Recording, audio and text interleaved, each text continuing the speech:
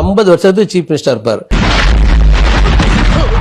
அதுக்கடுத்து என்ன, வேர்ல்டுக்கான தலைவர். இந்த ஜாதகக்காரனுக்கு 8ஆம் இடத்துல புதன் உச்சம் பெற்றதுனால இவன் நம்ம நாட்டுக்கு பிரதம மந்திரியா வர்றது கூட வாய்ப்பு இருக்கு. அப்போ பிரைம் மினிஸ்டர் ஆயிடு வரா சார் விஜய்? அதையும் தாண்டிடுவான்னு சொல்றேன். இப்ப நீங்க சொன்னதெல்லாம் பலிக்குமா ஐயா?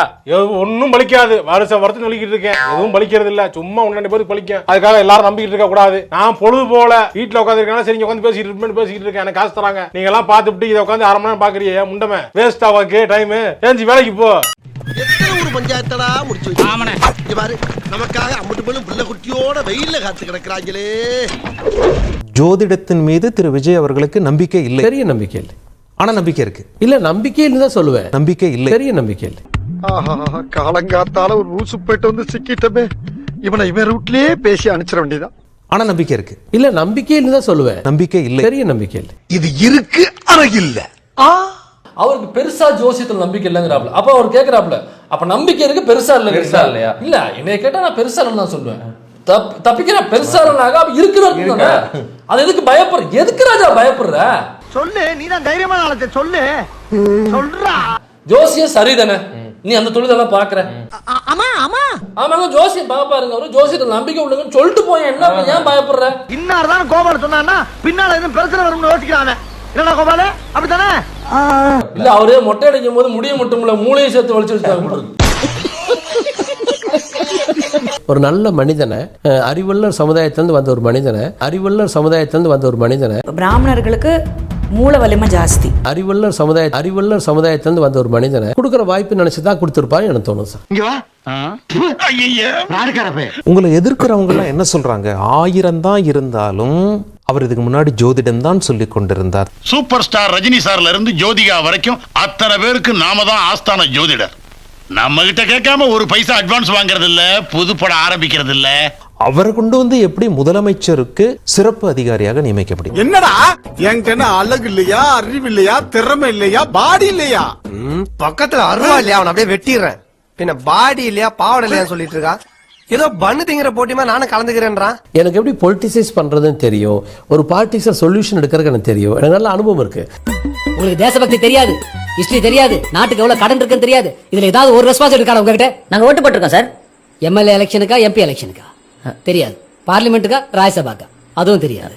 சேர்மேனு, கவுன்சிலரு தெரியாது. அட்லீஸ்ட் மேயர்னா என்னன்னு தெரியுமா?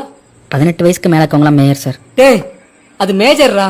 இதுக்கு முன்னாடி இந்த துறை சார்ந்து PhD எதுவும் பண்ணிருக்கியா, இல்ல தீசிஸ் எதுவும் எழுதிருக்கியா, அதை பத்தின ஆய்வு கட்டுரைகள் பண்ணிருக்கியா, அதுல ஏதாவது முன் அனுபவம் இருக்கா, இல்ல நீ ஏதாவது சாதனைகள் படைச்சிருக்கியா, என்ன இருக்குன்னு உன்கிட்ட கேக்குறேன். எந்த ஸ்ட்ரீம்ல தான் நீ எக்ஸல் அதை சொல்லு. இருந்தது ஒண்ணே ஒண்ணுதான், அதுவும் போச்சு. முடி அதுவும் போச்சு. இப்ப அந்த பதவிக்கான எந்த தகுதியும் இல்லாத ஒருத்தர் கொண்டாந்து உட்கார வைக்கிறது தான் மன்னராட்சி. நம்ம நாட்டுக்கு சளி பிடிச்சிருச்சு, இல்லன்னா விசில் அடிக்கிறவெல்லாம் மந்திரி ஆவானா? ஜோதிடருக்கே நேரம் சரியில்லை, அவருக்கே அவருடைய ஃபியூச்சரை கணிக்க முடியல. அடுத்தவங்க கை ரேகையை பார்த்து சொல்றீங்களா? உங்க ஆயுள் ரேகை எப்படி இருக்குது முதல்ல அத சொல்லுங்க. நான் 95 வருஷம் வரைக்கும் உயிரோட இருப்பேன். இவன் ஆயுளையே இவனுக்கு கணிக்க தெரியல, இவன் அடுத்தவங்க ஆயுளை கணிக்க வந்துட்டான். ராகன் பண்ணிட்டு தான் தமிழக முதலமைச்சர் அஸ்ட்ராலஜி ஆலோசனை. அடுத்த நாளே காணாம போயிட்டியா? அப்போ ஓ ஜோசியத்தை நீயே பாக்கலையா? ஓன் ஜாதகத்தை நீயே பாக்கலையா? நீ ஒரு டுபாக்கூரு, உன்னை நம்பாதேன்னு இவங்கிட்ட எத்தனை தடவை சொன்னேன். ராகன் பண்டிட் இவரே வச்சுக்கிற பேரு அஸ்ட்ராலஜி, PhD, டாக்டர் எல்லாம் டுபாக்கூர். மகாசனங்களே, இதெல்லாம் எதுக்காக செய்யறேன்னா எல்லாம் ஒரு சான் வயிற்றுக்காகத்தான். அதனால உங்க பையில இருக்கிறது, கையில இருக்கிறது எல்லாம் எடுத்து கீழே போடுங்க. நான் சாரோட டிராவல் பண்றது எப்படின்னா சார், ஒரு அழகான ஒரு நட்பு. எனக்கு பல்வேறு வகையான முகம் இருக்கு. நீ என்னோட ஒரு முகத்தை தான் பார்த்திருக்கிற, எனக்கு இன்னொரு முகம் இருக்கு. அந்த மூஞ்சாவது நல்லா இருக்குமா? பார்க்கலாம். சட்டமன்றத்திலிருந்து வெளியே ஆபீஸ்க்கு வந்த பிறகு முதல் வேலையே உங்களுடைய நியமனம் ரத்து தான். அத வேற ஞாபகப்படுத்திட்டீங்க. நெஞ்சமெல்லாம் பொண்ணு அறக்கு தம்பி, மறக்க முடியல. சொல்லுங்க. இப்போ தன்னுடைய எதிர்காலத்தை கணிக்க முடியாத இந்த கிளி சோசியர் எப்படியா விஜயோட எதிர்காலத்தை கணிப்பாரு? நீங்க சொன்ன மாதிரி ஒரு வாரம் ஒத்த விலக்கு போட்டேன், ஓடி போன என் பொண்டாட்டி தேடி வந்துட்டான். பாத்தியா? மூஞ்சே பரவாயில்ல, பொண்டாட்டி திரும்பி வந்துட்டானா அப்ப கூட்டு ஒண்ணும் எவ்வளவு கேவலமா இருந்திருப்பா. ஜோசியம் உண்மை சார். ஆனா உன் பொண்டாட்டி ஒண்ணு உண்மையா இல்லையே. ஓசிட்டிக்கு ராசி பலன் சொல்றான், அவன் பேச்செல்லாம் கேட்டுக்கிட்டு. பத்திரிகையில எப்படி எழுதுறாங்க அப்படின்னா, பணிந்தது தாவேகா. ஐயோ எங்க சார் மாதிரி, எங்க முதல்வர் மாதிரி, எங்க தலைவர் மாதிரி ஒரு தைரியசாலி உலகத்தில் பார்க்க முடியாது. யாரு? நானு. நீ வேற ஏன்டா நடந்தது தெரியாம பேசி. முதலமைச்சர் விஜய் அவர்களுக்கு உங்களை மிகவும் பிடித்திருந்தால் ஆஸ்தான ஜோதிடராக வச்சுக்கலாமே தவிர அரசு பதவி எடுத்துக்க கொடுக்கணும். இது பொலிட்டிக்கல் தான் சார். எனக்கு பாலிட்டிக்ஸ்ல அனுபவம் இருக்கு சார். ஜெயலலிதா கூட 2000 தடவை சாப்பிட்டுருக்கேன். தேர்தல் நிக்கிறதுக்கு ஒரு மரியாதையே கிடையாதா? தெருவில் நிக்கிற நாய் நீ தேர்தல் நிக்கணுமா? ஜோதிடம் என்பது ஒரு மூட நம்பிக்கை. அப்படிப்பட்டவரை கொண்டு வந்து இந்த முதலமைச்சருடைய சிறப்பு அதிகாரியாக நியமிக்கலாமாங்கிற கேள்வியை முன்வைக்கிறாங்க. இது ஜோதிடம்ங்கிறது மூட நம்பிக்கை அல்ல சார். மறுபடியும் செருப்பால் அடி வாங்க போறீங்க. முதலமைச்சர் விஜய் அவர்களுடைய ராஜகுரு நீங்க தான் எல்லாம் பேசிக்கிறாங்க வெளியே, உண்மைதானா சார்? அவர் எனக்கு ஒரு பழனிமலை முருகன் சார். நீ இல்ல வாங்குற காசுக்கு மேல கூறாடா கொய்யா. சட்டமன்றத்தில் அமரும்போது கூட கையில ஒரு கயிறு கட்டியிருந்தார். இது ஈயத்துல செஞ்ச தாயத்தில்லை, தலைச்சாம்புள்ள தலையில மைய எடுத்து அதிலே தயாரிச்ச தாயத். இந்த தாயத்தை கையில கட்டிக்கிட்டு நைட்டு 12 மணி கூட நீங்க சுடுகாட்டுக்கு போகலாம். பெரியாரை எனது வழிகாட்டியாக ஏற்றுக்கொண்டு என்று சொல்லிவிட்டு ஜோதிடர் சொல்லக்கூடிய கயிறை கட்டுறது, மக்களால் தேர்ந்தெடுக்கப்பட்ட விஜயை நம்பி வாக்களித்த மக்கள் எங்க போறது? இன்னுமா புரியல?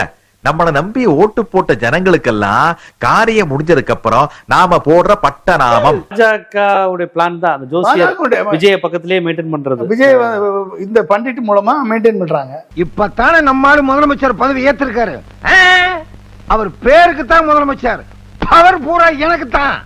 இனிமே தமிழ்நாட்டை கூறு போட்டு வித்துற மாட்டேன். இப்ப சொல்லுங்க பாப்போம். அதாவது முதலமைச்சராக அவருடைய 5 ஆண்டு காலம் எப்படி இருக்கும்? தலைவர் ஜாதக பிரகாரம் ஒரு போட்டி இல்லாத அடுத்த 40 வருஷம் வாழ போறாரு சார். 40 வருஷம். ஏண்டா கனவா இருந்தாலும் ஒரு நியாயம் வேணாமாடா? இந்த உலகம் அழியிற வரைக்கும் அவர் பேர் இருக்கிற மாதிரி அக்ராஸ் 50 இயர்ஸ் அவர் 100 வருடம் கடந்து வாழ்வார் சார். ஆயுசு தீர்க்கம் 95 வயசு வரைக்கும் கேரண்டியா உயிரோட இருப்பான் சார்.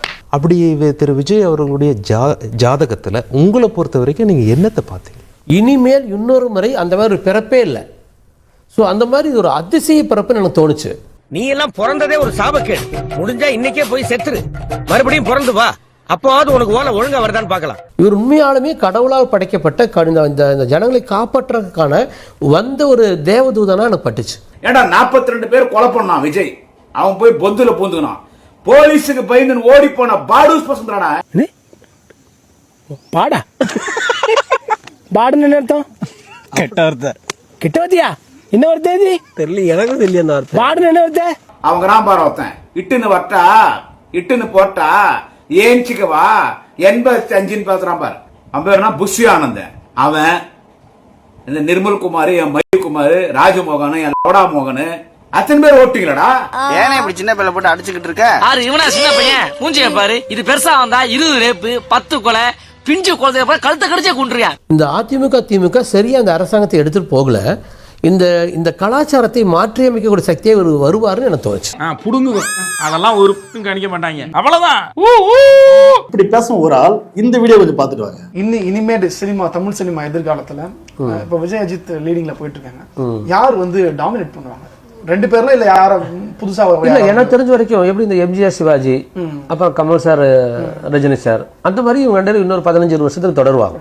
அஜித் ஆகட்டும், நம்ம விஜய் ஆகட்டும். அரசியல் எதிர்காலம் வருவாங்கன்னு எனக்கு சந்தேகமா இருக்குது ஒரு பாயிண்ட். ஏன்னா அஜித்துடைய ஜாதகத்திலேயே அந்த பொதுஜன செல்வாக்கு இருக்கு, எல்லாம் இருக்கு. ஆனா ஒரு பப்ளிக் ரிஸ்க் எடுக்கிற ஒரு ஆள் கிடையாது ஒரு ஜாதக பிரகாரம். அதனால அவர் வர்றதுக்கான வாய்ப்புகள் கொஞ்சம் குறைவு. வந்தால் சாதிக்க முடியும் அந்த மாதிரி ஜாதகம். விஜய் ஜாதகங்க அதிகமா உழைக்கிற ஆளு, மெனக்கிற ஆளுங்க, ரொம்ப பாசிட்டிவான கேரக்டர். ஆனா ஒரு தலைமை அடைஞ்ச முடியும்னு எனக்கு தோணல. ஒரு எம்ஜிஆர் ஜாதகத்துக்கு பக்கத்துல யாரும் வரல. அந்த மாதிரி யாருமே இது வரைக்கும் நான் பார்க்கல. பார்த்தா இவரே தான் சேம் ஆரம்ப காலத்துல, அதாவது 2019 காலகட்டத்துல இவர் பேட்டி கொடுத்துறாரு. விஜய்க்கு லீடர்ஷிப்கான குவாலிட்டியே கிடையாது. அப்பவே பார்த்தீங்கன்னா கிழிச்சு தொங்க விட்டுக்கிறாரு. நாக்கு உளறிக்கிறேன், அவனை உளறதுக்கு நாக்கே இல்லாம பண்ணிடுவேன். ஒண்ணுமில்ல, கப்பலோட்டி தமிழன் தன் பையங்களுக்கு வேலை வாங்கி கொடுன்னு பெரியார்ட்ட கேட்டார். அதையும் செய்யல. மருந்து வாங்கி கொடுக்க முடியாமல் கப்பல் ஓட்டி தமிழ் முதல் பையன் செத்து போனான். இவரோட வீடு பார்த்தா பெரியார் வீட்டுக்கு 4 வீடு தள்ளி இருந்ததான். கப்பல் ஓட்டி தமிழனோட பையனுக்கு மருந்து வாங்க கூட காசு இல்லாம செத்து போயிட்டாரா? இதுக்கு பெரியார் தான் காரணமா? சரி, 4 வீடு தள்ளி தானே நீ இருந்த, நீ கொடுக்க வேண்டியதானே காசு?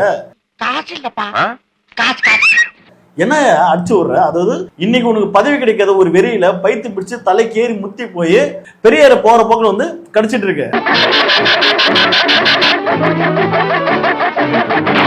அது என்ன காரணம்னா வன்னியர்ஸ் வந்து ஒரு பெரியாரிஸ்ட். அவர் கேக்குறாரு, ஏங்க உங்களுக்கு ஜாதகம் மீது நம்பிக்கை இருந்தா அது உங்க பர்சனல், அது வந்து நீங்க வீட்டோட வச்சுங்க, மக்கள் மன்றத்துக்கோ சட்டசபைக்கு கொண்டு வராதீங்க, இது ரொம்ப ரொம்ப தப்பு அப்படின்றது. அதாவது இவரால் ஏத்துக்க முடியல. பெரியாரிஸ்ட் நீ எப்பறம் வந்து சொல்லலாம்? சோ இதுல இருந்து என்ன தெரியுதுன்னா, சங்கிகளுக்கு வந்து பெரியார் கண்டாவே எரிச்சல். அவர் பண்ண சம்பவத்தால இன்னை வரைக்கும் பார்த்தா சங்கிகளுக்கு வந்து எரிது. உங்களுக்கு இப்ப மட்டும் இல்ல, எப்பவுமே வில்ல ராமசாமி தான். நான் வந்து யாரு ஒரு ஜோசியம் பாக்குறேன், ஜோதிடர் இங்கிலீஷ்ல சொன்னா ஒரு வந்து அஸ்ட்ராலஜி, என்ன போய் வந்து தமிழ்நாட்டுக்கு வந்து ஒரு வந்து ஆலோசகர் வந்து இந்த மக்கள் வந்து ஏற்க மாட்டாங்களே, இதுக்கெல்லாம் யார் காரணம்? பெரியார் பற்ற வைத்த நெருப்பு. டேய் ஜோசியர் வந்து மூட நம்பிக்கை பரப்பும், அவனை நம்பாத அப்படின்னு சொன்னாரு பெரியார். அன்னைக்கு சொன்னது இன்னைக்கு வரைக்கும் பார்த்தனா பல பெரியார்கள் வந்து தமிழ்நாட்டுல வாழ்றாங்க. அதனாலதான் எதிர்ப்பு. நானே நகர வழி நடத்தும் அதிகாரம் கொண்டவன். ஸ்டார்ட் பண்ணு.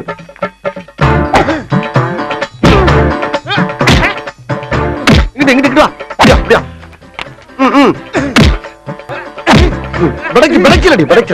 மண்டல மட்டும் அடிச்சிடாத, குலக்கேசல் உள்ள போயிருவேன். சரியா? உங்க வீட்டு பிள்ளையா நினைச்சு எல்லாரும் என்னை மன்னிச்சிருக்க.